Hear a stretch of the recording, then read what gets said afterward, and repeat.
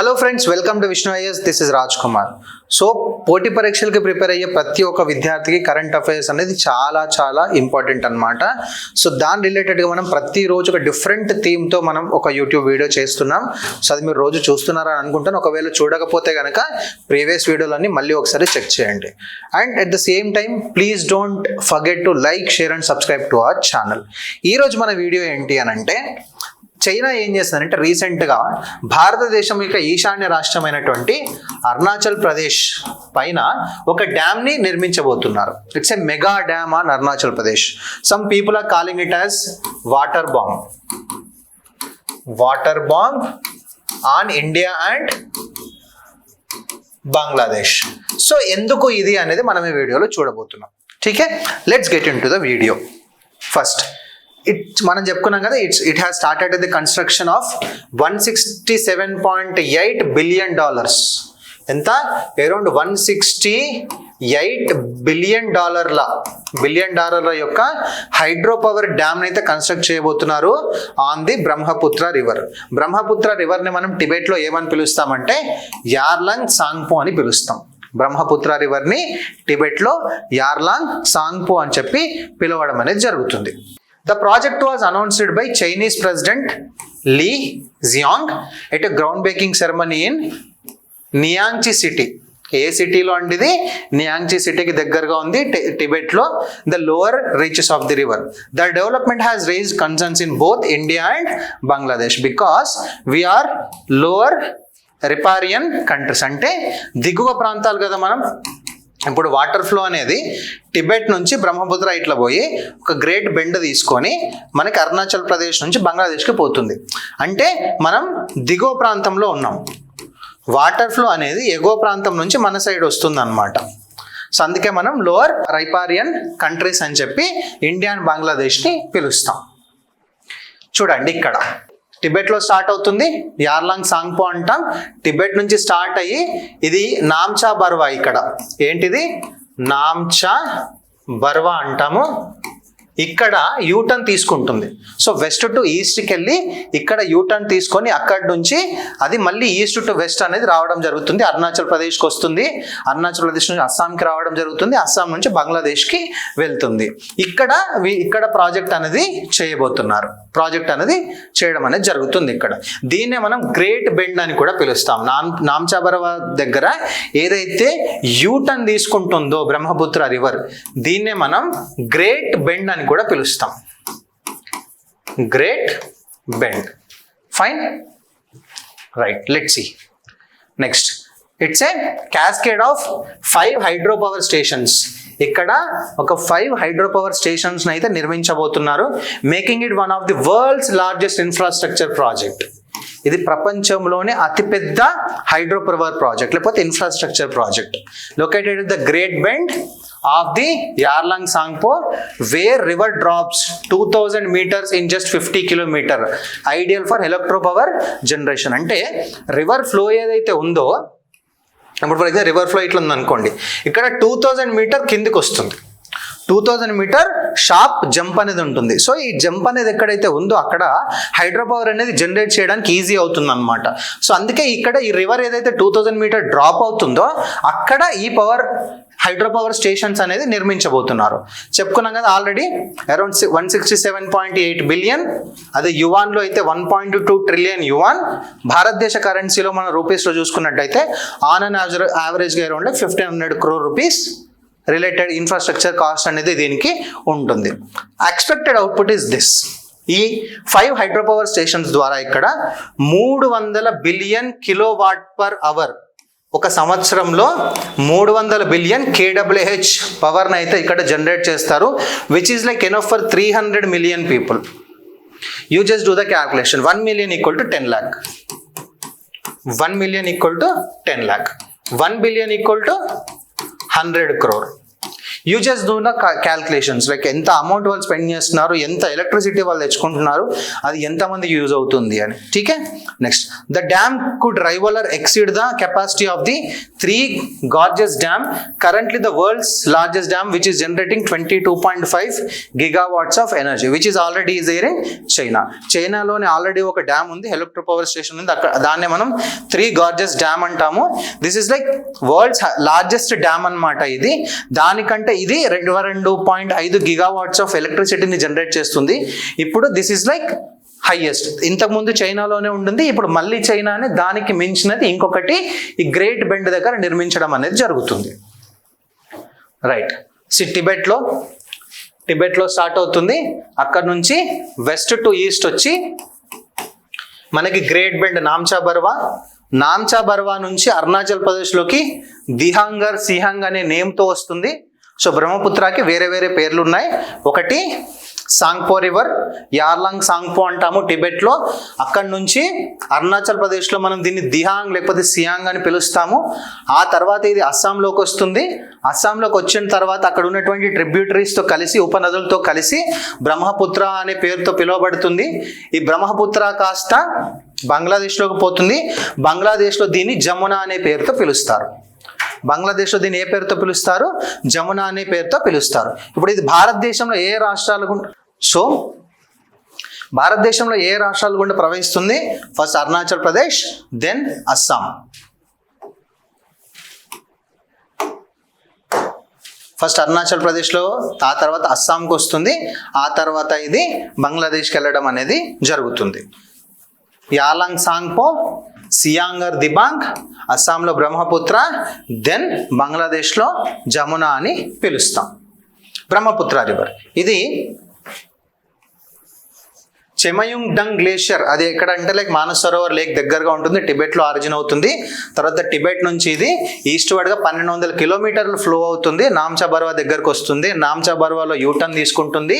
ఇది ఆల్రెడీ మనం చెప్పుకున్నాము. దీన్ని మనం గ్రేట్ బెండ్ అని పిలుస్తాము. Entering India via Arunachal Pradesh as Siang or Dihang. Okay, it is joint by Dibang and Lohit rivers. అస్సాంలోకి వచ్చేసరికి ఇది దీని యొక్క right bank tributaries Dibang and Lohit అనే రివర్స్తో కలిసి ఇది బ్రహ్మపుత్ర రివర్గా ఫామ్ అవుతుంది.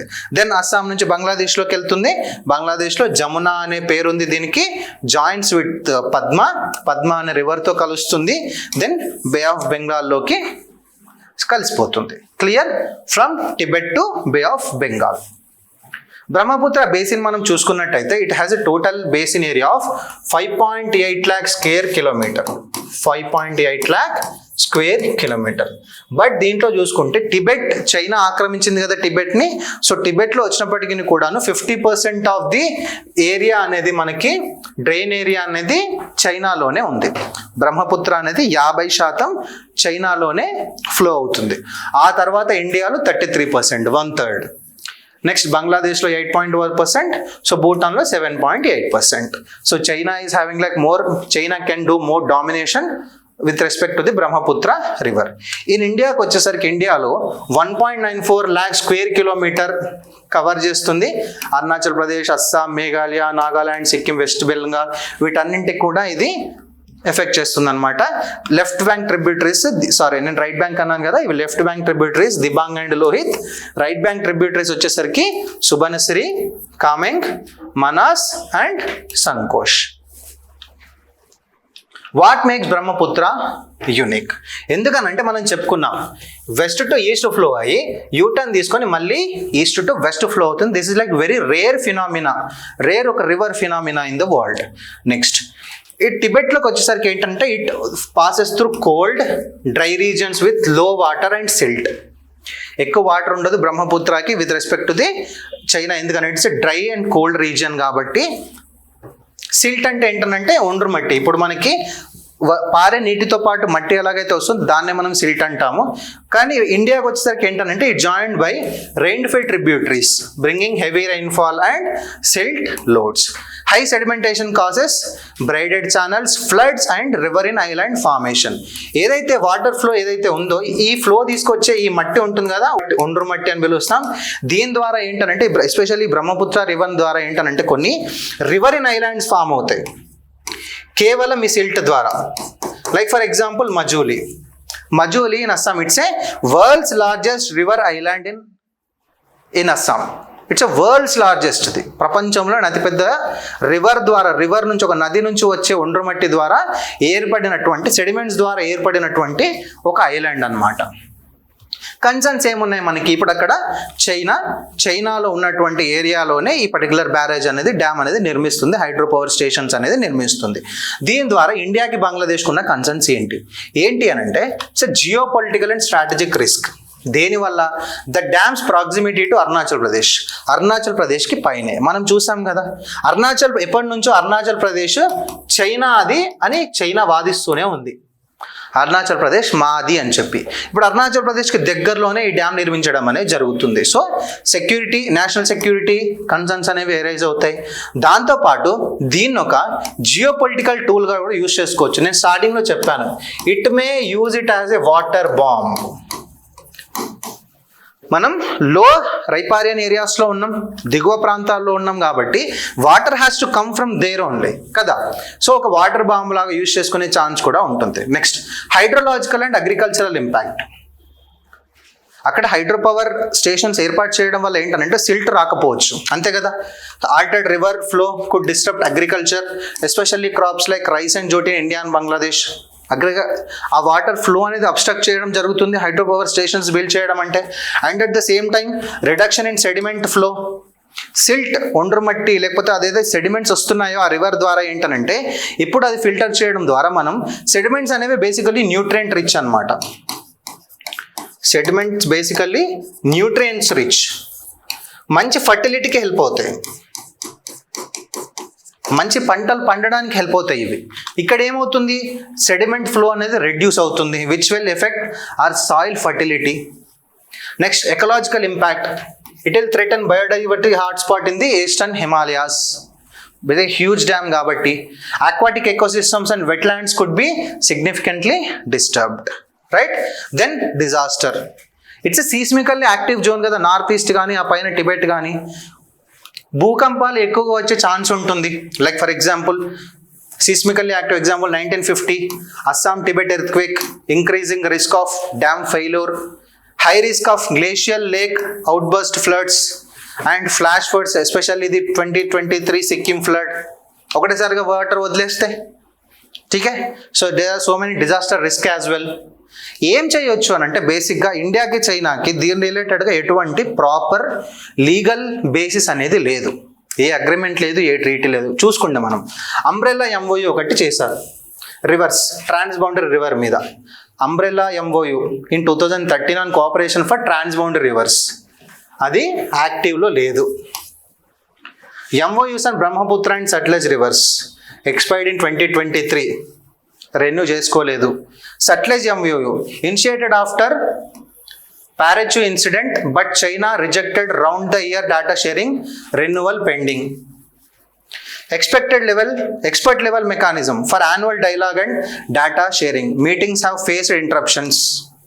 ఎక్స్పర్ట్ లెవెల్ మెకానిజం పెట్టుకున్నారు, ఎక్స్పర్ట్స్ కూర్చొని రివర్స్ సంబంధించిన డేటా షేర్ చేసుకోవడం లాంటివి, అది ఇంకా అవ్వట్లేదు.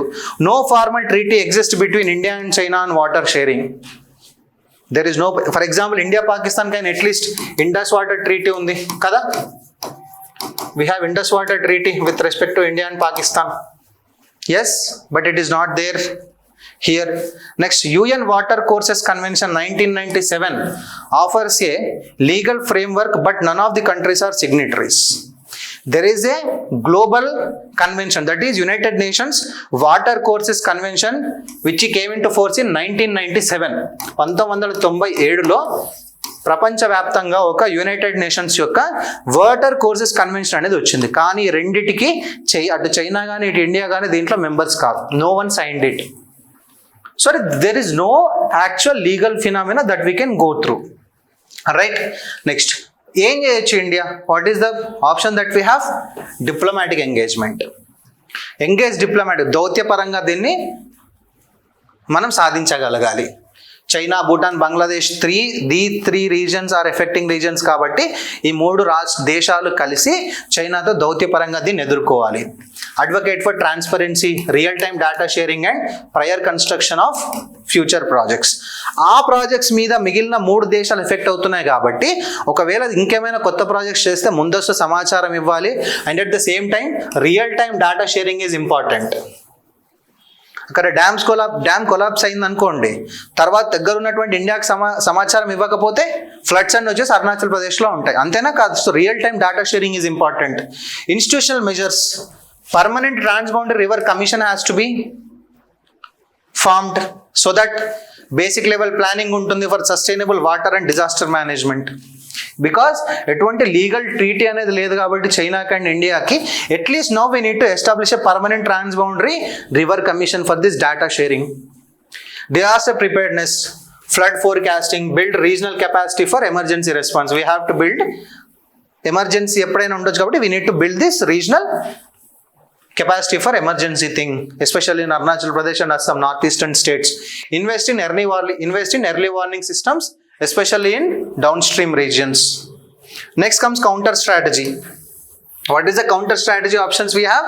So we need to expedite the process of India's hydropower projects in Arunachal Pradesh. Strengthen border infrastructure and storage capacity in the Brahmaputra basin. Because this ఏంటనంటే టిబెట్లో ఉండే దాంట్లో వాటర్ ఫ్లో ఎక్కువ లేదు కదా, because it's dry, hot and dry climate అక్కడ. But Arunachal ప్రదేశ్కి వచ్చేసరికి ఏంటంటే మన దగ్గర రెయిన్ ఫెడ్ వాటర్ అంతా వర్షాల ద్వారా వచ్చిన వాటర్ ఎక్కువ అవుతుంది and tributaries we have. So కాబట్టి మనం ఏంటనంటే we need to have proper storage capacity, because అక్కడ వాటర్ అబ్స్ట్రక్ట్ చేసినా సరే మనకి ఇక్కడ సఫిషియంట్ వాటర్ అనేది మనం పెట్టుకోగలగాలి. So that's it for the day. So government చెప్తుంది దీనివల్ల మనకి ఎటువంటి ఎఫెక్ట్ జరగదు అని చెప్పి, but we don't know because a projects అయినా సరే for the next 50 to 100 years ప్లాన్తో బిల్డ్ చేస్తారు. సో దీనివల్ల ఎటువంటి మనకి ఎస్పెషల్లీ ఇండియాకి, ఆ తర్వాత బంగ్లాదేశ్కి ఎటువంటి ఎఫెక్ట్స్ ఉంటాయి, బోత్ పాజిటివ్స్ అండ్ నెగటివ్స్ అనేది మనం ఇంకా తెలుసుకోవాలి. సో ఇంకా గవర్నమెంట్ ద్వారా కావచ్చు లేకపోతే ఇతరత్ర విషయాల ద్వారా మనది మళ్ళీ చర్చించుకునే ఉందాం. For more information please do like, share and subscribe to Vishnu IAS. All the best, happy learning and జై హింద్.